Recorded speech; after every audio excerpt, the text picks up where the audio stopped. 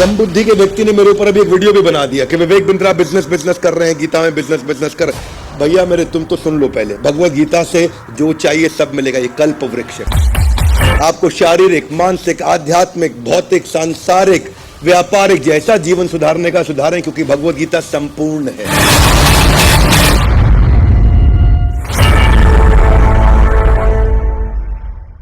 ग्रंथराज श्रीमद् भगवत गीता की धन्यवाद। आज का जो श्लोक है वो अर्जुन का एक प्रश्न है, और आज के श्लोक में अर्जुन आपसे एक प्रश्न पूछने वाले हैं और कृष्ण से पूछेंगे।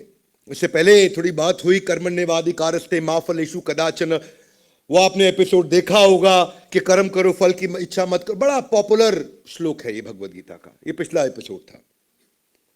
लेकिन अर्जुन ये बात सोचते सोचते अब सोचने लगे कि इतने इंटेलिजेंट लोग होते कौन हैं जो भगवत गीता को अप्लाई कर लेंगे। कहां मिलते हैं, कहां से आते हैं, कौन होते हैं ये, कैसे लोग होते हैं ये। तो अर्जुन के मन में प्रश्न आ गया कि भगवान आप ही से पूछ लेता हूं। दूसरे अध्याय का 54वां श्लोक, मेरे पीछे जरा श्लोक दोहराइए। अर्जुन उवाच स्थित प्रज्ञ सका भाषा समाधिस्थस्य केशवा स्थित धी किम प्रभाषेत किम आसीत व्रजेत किम। तो क्या कह रहे हैं अर्जुन? यहां पे कह रहे हैं कि हे भगवान, जरा मुझे ये समझाइए कि स्थित प्रज्ञा, जरा हाथ आगे लाइए पे बड़ी, स्थित, स्टेबल, प्रज्ञा मतलब इंटेलिजेंस। ऐसा स्टेबल इंटेलिजेंस वाला आदमी होता कैसा है? अगर आप किसी लीडर को जानना चाहते हो, देखना चाहते हो, समझना चाहते हो उसका बिहेवियर क्या है, रतन टाटा, मुकेश अंबानी, गौतम भाई अडानी बिजनेस कैसे करते हैं, क्या उनका व्यवहार है, कैसे मुझे सीखना है उनसे। जिसको बिजनेस सीखना है वो बिजनेस सीख रहा है। भगवत गीता में सब कुछ सिखाया जाता है।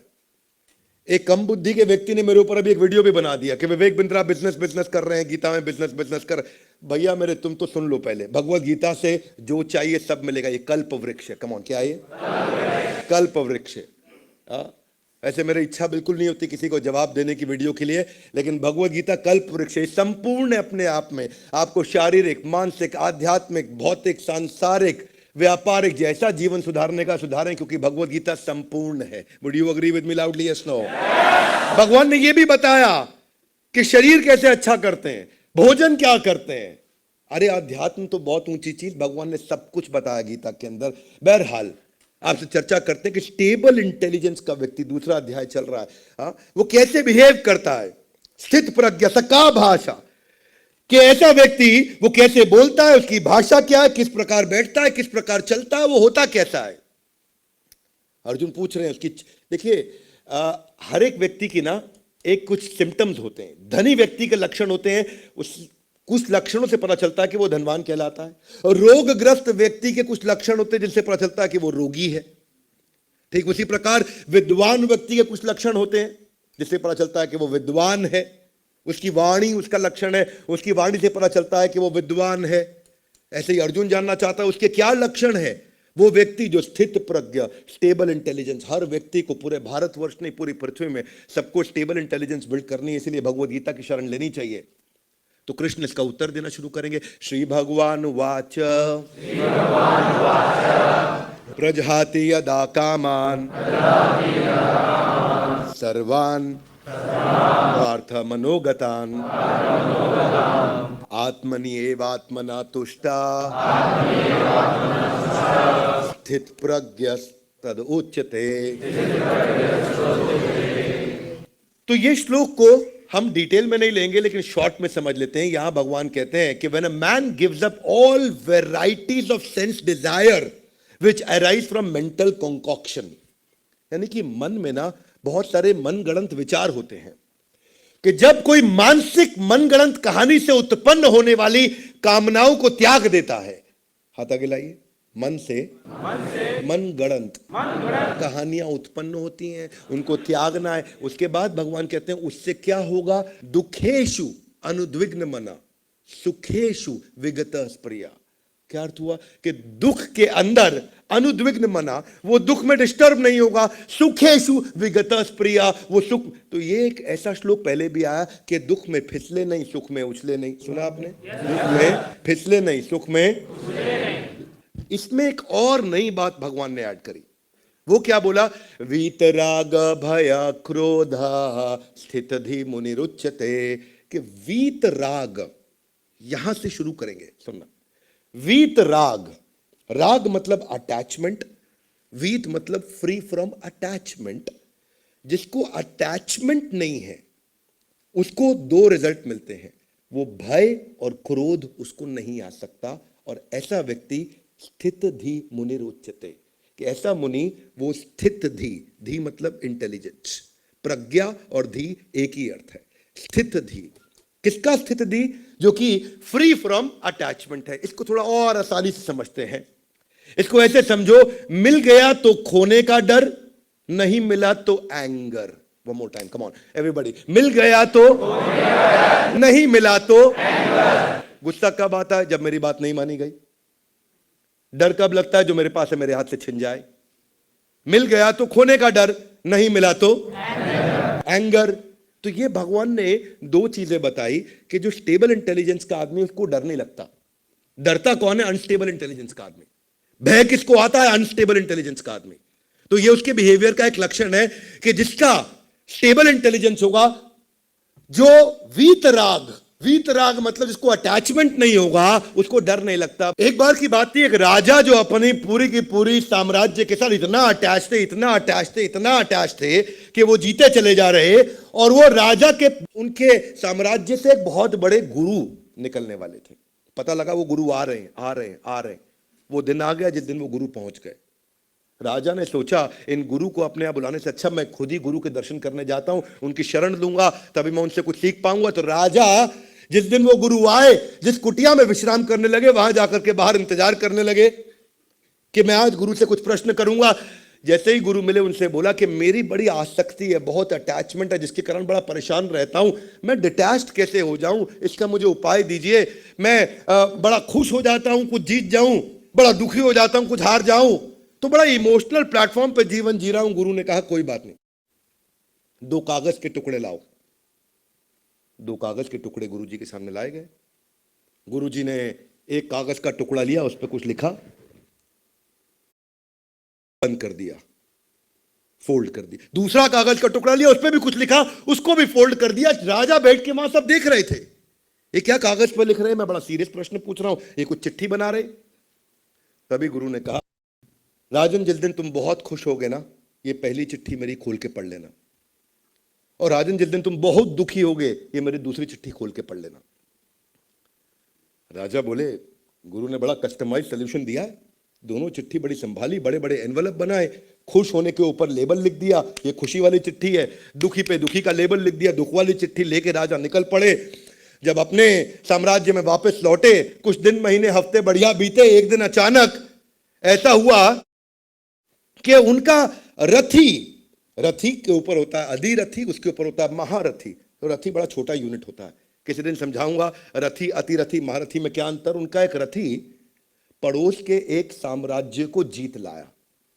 राजा बहुत खुश हुए कि मुझे ना अधिरथी लगा ना महारथी लगा, पड़ोस के साम्राज्य को जीत लाया। अब इतना खुश हुआ तो उनको याद आया गुरु की बात, जब बहुत खुश होंगे तो खुश वाली चिट्ठी खोल लो। और जैसे ही उन्होंने खुश वाली चिट्ठी खोली, खुश वाली चिट्ठी खोलते ही अचानक पढ़ा तो उसमें क्या लिखा? उसमें लिखा इट इज टेम्पररी, ये थोड़े समय के लिए है। राजा हैरान, मैं तो साम्राज्य जीता, गुरु ने कहा इट इज टेम्पररी, ये थोड़े समय के लिए।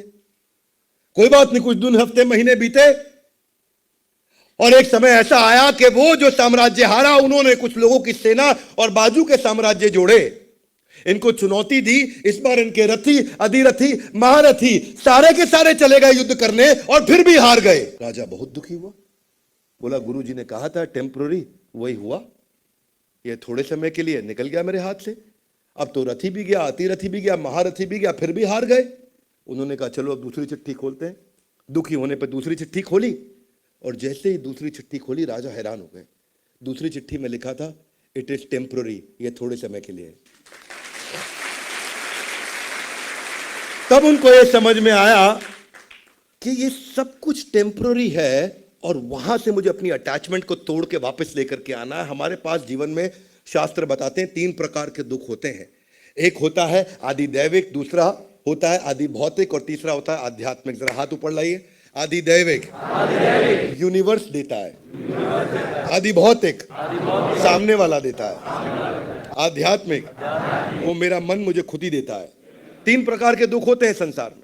एक प्रकार का दुख क्या होता है? आदि दैविक, जो दैविक शक्तियों के द्वारा, जो मेरे से कंट्रोल से बाहर है, जिनका मैं कुछ नहीं कर सकता। सड़क में रास्ते में एक्सीडेंट हो गया, ट्रैफिक जैम हो गया, या कोई बहुत ज्यादा गर्मी हो गई, बहुत सर्दी हो गई, अर्थक्वेक आ गया, तो ये सब क्या है? आदि दैविक। ये मेरे हाथ में।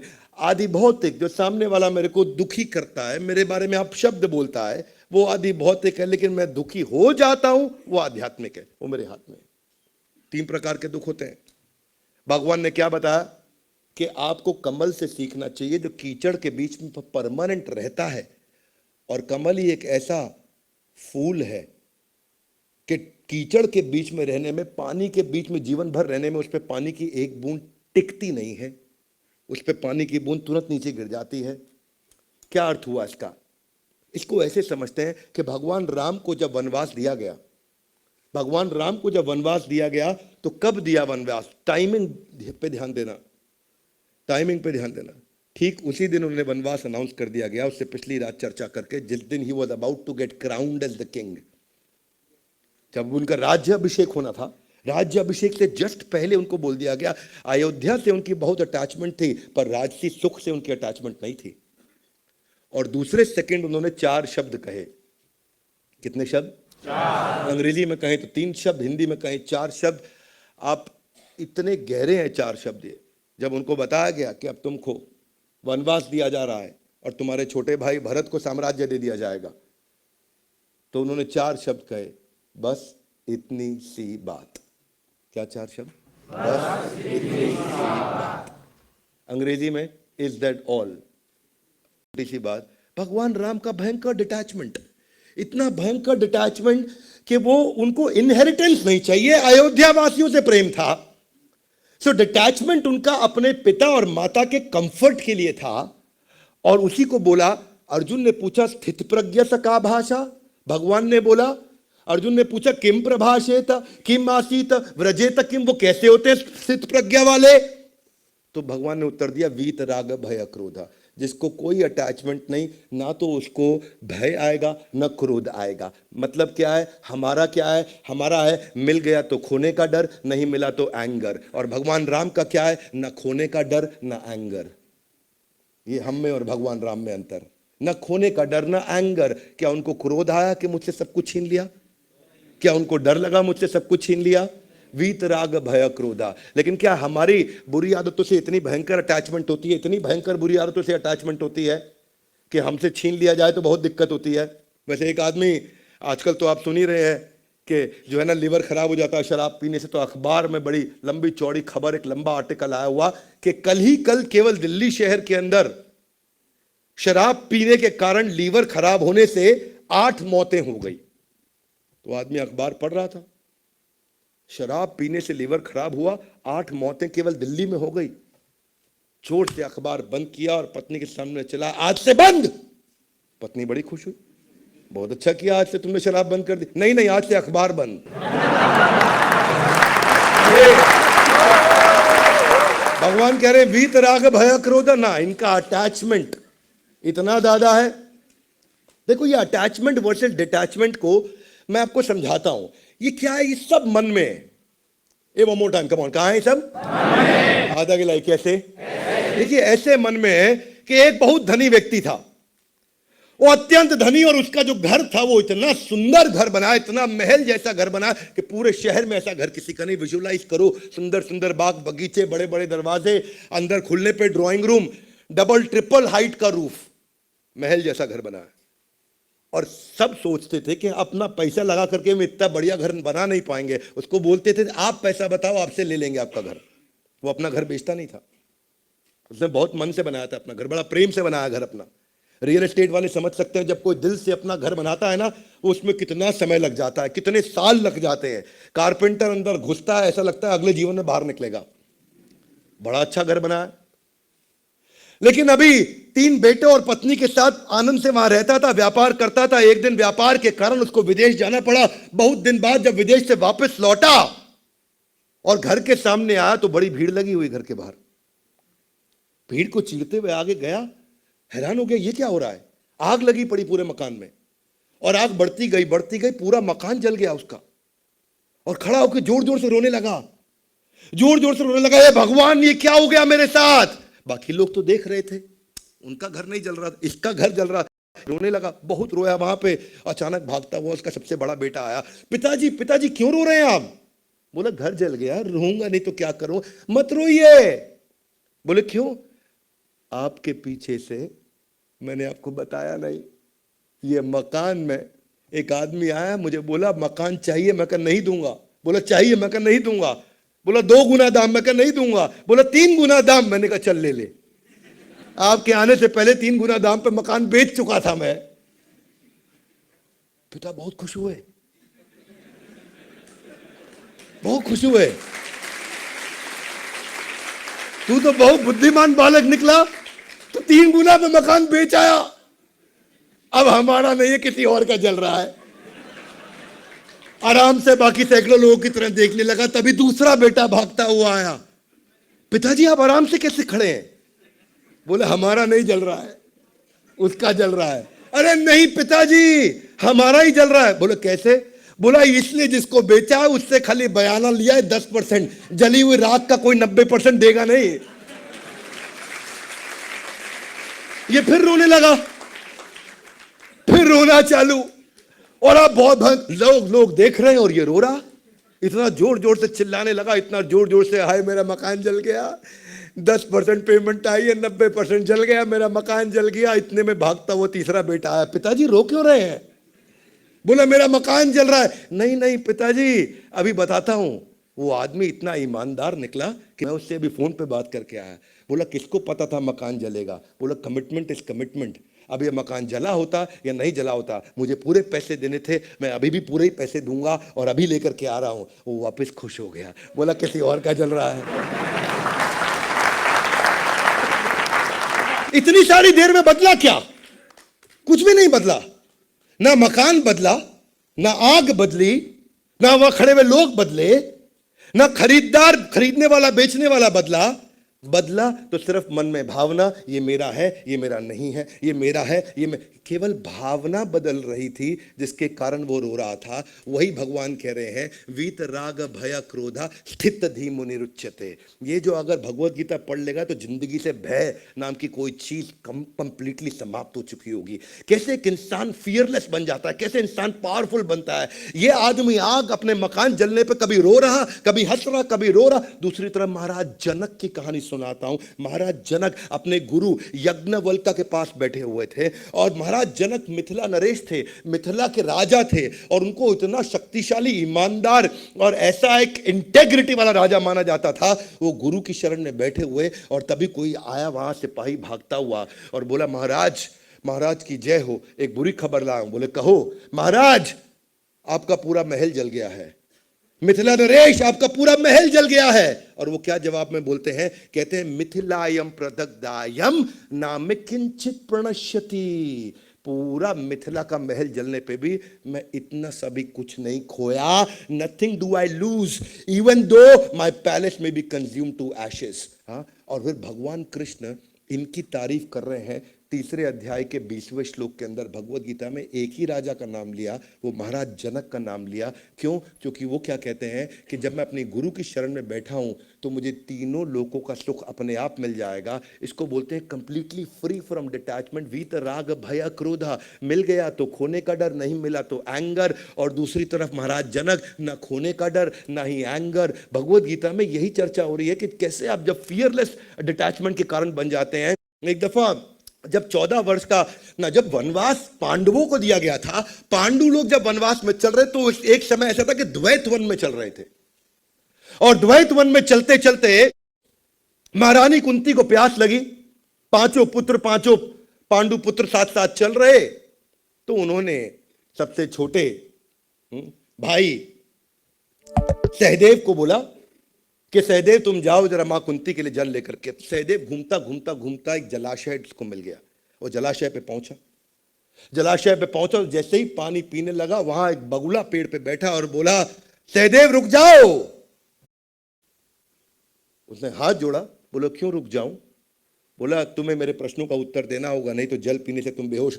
बगुले को देख के सहदेव हंसने लगा, उसने जल पी लिया, बेहोश हो गया। ये कथा सब लोगों को पता होगी, कई लोगों ने सुनी होगी कथा ये, पर इस कथा में था क्या? युधिष्ठिर वेट करते रहे, सहदेव नहीं लौटा तो नकुल को भेजा, नकुल नहीं लौटा तो भीम को भेजा, भीम नहीं लौटा तो अर्जुन को भेजा, और चारों के साथ यही हुआ। उस बगुले ने बोला मेरे प्रश्नों का उत्तर दो, नहीं तो तुम मारे जाओगे। उन्होंने बगुले पे ध्यान नहीं दिया, जल पीने लगा और चारों बेहोश हो गए, वहीं खत्म हो गए, चारों की मृत्यु हो गई। महाराज युधिष्ठिर हैरान हो गए, चारों भाई लौटे नहीं। मां कुंती को कहा, मां कुंती आप जरा यहीं बैठिए, आराम करिए, मैं तुरंत आया। ये भी नजदीक का जलाशय वही था, वहां पहुंच गए। जैसे ही पहुंचे चारों भाई इनको दिखे, और तभी आवाज आई एक बगुले की, बोला मैं यक्ष हूं। युधिष्ठिर जो तुम्हारे भाइयों के साथ हुआ वही तुम्हारे साथ भी होगा, अगर तुमने मेरे प्रश्नों का उत्तर नहीं दिया तो। महाराज युधिष्ठिर ने प्रणाम किया, बोला पूछिए आप मुझसे क्या पूछना चाहते हैं। महाराज युधिष्ठिर में कोई भय नहीं, पूछिए मुझसे क्या पूछना चाहते हैं। तो हे युधिष्ठिर, एक एक करके उन्होंने कई प्रश्न पूछे कि सबसे बड़ा आश्चर्य क्या है संसार में। बोले अहानि अहानि भूतानि यमालयम गच्छन्ति पश्यन्नपि न पश्यन्ति। कि अहानि अहानि भूतान, सब लोग आ रहे हैं जा रहे हैं, आ रहे हैं जा रहे हैं संसार में। यमालयम गच्छन्ति, सब यम आलय यानी कि यमराज के आलय यानी उनके घर भी जा रहे हैं, लेकिन फिर भी पश्यन्नपि न पश्यन्ति, कोई भी देख के भी नहीं देख रहा है कि मैं भी मरने वाला हूं। हर एक को लगता है ये मरा लेकिन मैं नहीं मरूंगा। एक एक करके उन्होंने कई प्रश्नों के उत्तर दिए युधिष्ठिर ने। यक्ष उनसे प्रश्न पूछते गए, युधिष्ठिर उनको उत्तर देते गए। जैसे जैसे युधिष्ठिर ने सारे उत्तर दिए, तो यक्ष ने कहा कि युधिष्ठिर तुम सभी धर्म के सभी मर्मों के तुम ज्ञाता हो, मैं तुम्हारे सारे उत्तरों से संतुष्ट हूं, इसीलिए मैं अब तुम्हारे संतुष्टि के बाद के लिए एक ही भाई को जीवित कर सकता हूं। ध्यान दीजिएगा, एक ही भाई को जीवित कर सकता हूं। तुम्हारे भाइयों ने मेरी बात पर ध्यान नहीं दिया था, इस संतुष्टि के कारण बताओ किसको जीवित करूं। तो जैसे ही उन्होंने कहा किसको जीवित करूं, महाराज युधिष्ठिर ने तुरंत कहा कि हे यक्ष, आप ऐसा करें नकुल को जीवित कर दें। यक्ष हैरान, नकुल को? नकुल तुम्हारे साथ में तो महाबली भीम जिसके पास 10,000 हाथियों का बल है, उसको जीवित कर लेते। तुम्हारे पास तो धनुर्धारी त्रिलोक विजयी अर्जुन, गांडीवधारी अर्जुन, महाबाहु अर्जुन है, उसको क्यों नहीं जीवित किया? नकुल को क्यों जीवित करने के लिए चुना? तो वही युधिष्ठिर ने उत्तर दिया मुस्कुरा के कि हे यक्ष, धर्मात्मा पांडु की 2 पत्नियां थी, 2 रानियां थी। एक रानी माता कुंती जिसके हम 3 पुत्र, मैं युधिष्ठिर, मेरे भाई अर्जुन और भीम, और दूसरी महारानी थी माद्री, माद्री के 2 पुत्र नकुल और सहदेव। हे यक्ष, अगर जब माता कुंती का सबसे ज्येष्ठ पुत्र जीवित है तो धर्म के अनुसार माता माद्री का भी सबसे ज्येष्ठ पुत्र जीवित होना चाहिए, यानी कि आपको नकुल को जीवित करना होगा। भीम और अर्जुन से मुझे प्रेम है, परंतु वो धर्म के विरुद्ध होगा। जैसे ही यक्ष ने बात सुनी, यक्ष मुस्कुराए और बोले युधिष्ठिर, तुम नहीं जानते, मैं ही तुम्हारा धर्म पिता हूं, और मैं तुम्हारी परीक्षा ले रहा था, और इस परीक्षा में तुम उत्तीर्ण हुए, और आज से तुम्हें धर्मराज युधिष्ठिर के नाम से जाना जाएगा। ये वो युधिष्ठिर हैं जिनको ना खोने का डर, ना एंगर, ना खोने का डर, ना एंगर। वही पूछा अर्जुन ने प्रश्न कि स्थित प्रज्ञ का भाषा, कि स्टेबल इंटेलिजेंस के लोग कैसे होते हैं? तो भगवान ने उत्तर दिया वीतराग भय क्रोध। अरे भाई, डरता वही है जिसका स्टेबल इंटेलिजेंस नहीं। जिंदगी में जो डर डर के काम करता है, कुछ छूट गया तो डर जाएगा, किसी ने बुरा बोल दिया तो डर जाएगा, उसके साथ कुछ गलत हो गया तो घबरा जाएगा, ऐसा कैसा वैसा कैसा, ये सोचते रहते हैं। हाथ से कुछ फिसल गया तो उनको लगा मैं बर्बाद हो गया, खत्म हो गया। ये सब वही लोग हैं जो भगवत गीता की शरण कभी नहीं लिए और समझे नहीं। हाँ, और इसे देते हो, ये तो धर्मराज युधिष्ठिर थे, ये जो रिश्तों की अहमियत में भी धर्म को ऊपर लेकर के आए, अपने भाई दोनों छोड़ दिए। नकुल की बात का, आजकल के रिश्ते अलग हैं, आजकल के रिश्ते में मनोहर नाम का एक आदमी, उसकी पत्नी बीमार पड़ गई बहुत, तो भागा अस्पताल, डॉक्टर के पास गया, बोला डॉक्टर डॉक्टर मेरी पत्नी बीमार हो गई, पत्नी बेहोश हुई है। डॉक्टर थोड़ा चेकअप करने लगे, स्टेथोस्कोप लगाया, सब कुछ किया और बोला मैं क्षमा चाहता हूं, आपकी पत्नी अब इस संसार में नहीं रही, मर गई। तो ये आराम से सुन रहा था, बोले नहीं रही, वो नहीं रही। अच्छा, इतने में थोड़ी पत्नी हिली डुली, पत्नी जब हिली डुली, हिल डुल के थोड़ी आवाज करके वापस बोली नहीं नहीं डॉक्टर साहब मैं जीवित हूं। जैसे ही बोली मैं जीवित हूं, पति बोला चुप कर, तुझको ज्यादा मालूम है या डॉक्टर को ज्यादा मालूम है? आजकल के रिश्ते अलग हैं, ये अलग टाइप के रिश्ते हैं, है कि नहीं? यहां धर्मराज युधिष्ठिर वाले रिश्ते नहीं है। पर ये जो फियरलेस नेचर है, ये मैंने श्रीमती मीराबाई में सुना, मीराबाई के जीवन में देखा। श्रीमती मीराबाई 4 साल की थी तो एक शादी का जब प्रोसेशन जा रहा था तो अपनी मां से पूछा ये कौन है? बोले दूल्हा जा रहा है। श्रीमती मीराबाई ने कहा मेरा दूल्हा कौन होगा? तो मां थोड़ा पीछे घूमी और बोली ये कृष्ण जो दिख रहे हैं तुम्हें, यही तुम्हारे दूल्हे हैं, यही तुम्हारे पति हैं। वो बात श्रीमती मीराबाई के दिल में बैठ गई कि यही मेरे पति हैं। वो बात दिल में बैठ क्या गई, श्रीमती मीराबाई अब उन्हीं की पूजा करने लगी, उन्हीं डीटीज को उन्होंने अपना सब कुछ मान लिया। परंतु और इतना भक्ति करने लगी, इतनी अनन्य, अनन्य का अर्थ होता है ना कोई अन्य, ना कोई, इसको बोलते हैं अनन्य भक्ति, ना कोई अन्य। ऐसा नहीं अलग अलग शेल्टर ले रहे हैं, हम ओटीटी प्लेटफॉर्म्स की शेल्टर लेते हैं, मीराबाई केवल कृष्ण की शेल्टर लेती। लेकिन जैसे जैसे वो बड़ी हुई, उनकी इच्छा के विरुद्ध शिशोदिया वंश के महाराज भोजराज से उनका विवाह कर दिया गया। वो चाहती नहीं थी, क्योंकि अपने मन ही मन पति कृष्ण को मान चुकी थी। अब शिशोदिया वंश के महाराज भोजराज जब उनके नजदीक आने लगे तो श्रीमती मीराबाई उनको रोकते, मना करें। उनके लाख प्रयासों के बाद भी इन्होंने अपने शरीर को छूने नहीं दिया। श्रीमती मीराबाई इतनी प्रेम में विलीन थी, इतनी प्रेम में विलीन थी, इन्होंने बहुत प्रयास किए उनके नजदीक जाने के, ये उनको दूर कर देती, वो भी शिशोदिया वंश के राजा। और धीरे धीरे न केवल बुरा माने, बल्कि बात इतनी खराब हो गई, इतनी खराब हो गई कि उनको लगा कि अगर तू मेरी नहीं तो तू किसी की नहीं। और जब यह बात हो गई तू किसी की नहीं, तो उन्होंने बड़ी यातनाएं दी, उन्हें कीलों के बड़े बड़े शैया पे लेटा दिया, वो फूलों की शैया बन गई। छत से ऊंची नीचे धक्का दे दिया तो ऐसा फूलों का गद्दा बन गया जिस पे वो गिरी। जब उनको फूलों की टोकरी के अंदर बड़ा कोबरा सांप भेजा तो वो भगवान कृष्ण की मूर्ति में फूलों से लिपटे हुए परिवर्तित हो गया। जहर का प्याला पिलाया तो वो अमृत बन गया। इनको तो डर नहीं श्रीमती मीराबाई को। और शिशोदिया वंश के महाराज को देख करके इतनी हैरानी हुई, उनका वैराग्य देख के इतनी हैरानी हुई कि उन्होंने उसके बाद उनका भी हृदय परिवर्तित हो गया और आजीवन उनको अपना मित्र मान लिया और आजीवन मित्र मान करके जीवन चला। ये थी श्रीमती मीराबाई, न खोने का डर न एंगर। हाँ, ये अर्जुन ने जब प्रश्न पूछा कि स्थित प्रज्ञा से का भाषा, तो कृष्ण ने जवाब दिया वीत राग भय क्रोध स्थित धी मुनि रुच्यते। यहां बात खत्म नहीं हुई, ये आगे भी चलेगा, अगले श्लोकों में भी आएगा।